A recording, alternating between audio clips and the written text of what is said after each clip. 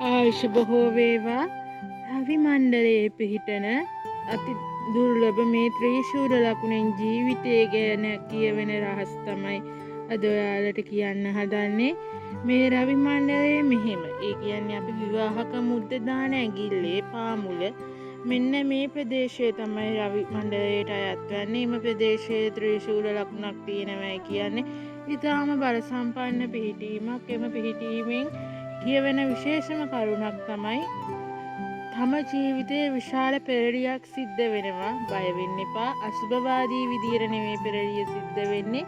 සුභවාදී පෙරළියට. ඒක ඔබේ රැකියාවෙන් වෙන සිද්ධ වෙන ආදායම් මාර්ගයකින් සිද්ධ වෙන පෙරළියක් වෙන්නත් පුළුවන්. ඉතා සුබදායී පෙරළියක්.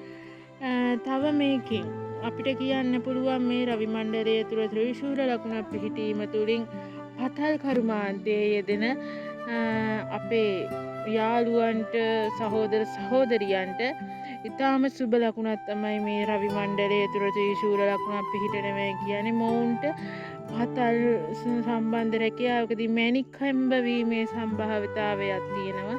ඉතින් ඒක ඉතාම සුබයි. ඒ වගේම ලොතරැයි වාසනාව ගැනත් මෙන්න මේ රවි මණ්ඩලයේ පිහිටන ත්‍රිශූල ලකුණෙන් කියවෙනවා තවත් සුවිශේෂී දෙයක් තමයි එනන් නම්බුනාම ගරු නාම කීර්තිය සඳහා මේ රවි මණ්ඩලයේ ත්‍රිශූල ලකුණගෙන් කියවෙනවා. මොකද මේ වගේ පිහිටීමක් අත්‍රේ පිහිටනවා කියන්නේ නම්බු නාමයක් හෝ කරුණාමයක් සමාජය තුළින් ඔබට වැඩි පිළිගැනීමක් කට ඉඩකඩක් තියෙන බවක් තමයි මෙන්න මේ ත්‍රිශූල ලකුණෙන් කියවෙන්නේ.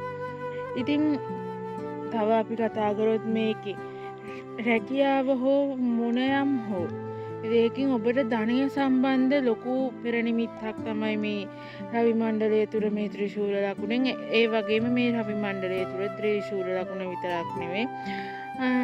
සාමාන්‍ය රවි රේඛාව පිහිටන අවස්ථාවල් රවි මණ්ඩලය තුළ තල් සලකුණ මත්ස්‍ය සලකුණ ආදී පිහිටීම් ගොඩක් තියෙනවා. ඉතින් ඕගොල්ලොන්ට ඉදිරියටත් ඒ වගේ සම්බන්ධව වීඩියෝ ගේන්න ඕන නම් පහළ කමෙන්ට් එකක් දාගෙන යන්න ඔයාලගේ අදහස්. ඒ වගේම ඔයාලගේ අත්‍රේ කොහොමද මේ රවි මණ්ඩලයේ රවි රේඛාවල් පිහිටලා තියෙන්නේ කියලා සලකුණු පිහිටලා තියෙන්නේද කියලා දාන්න. ඒ වගේම යම් වැරද්දක් මා අතින් කියවෙනවා නම් ඔයාලට ඒ වැරදි නිවැරදි කරලා කමෙන්ට් එකක් දාගෙන යන්නත් පුළුවන්.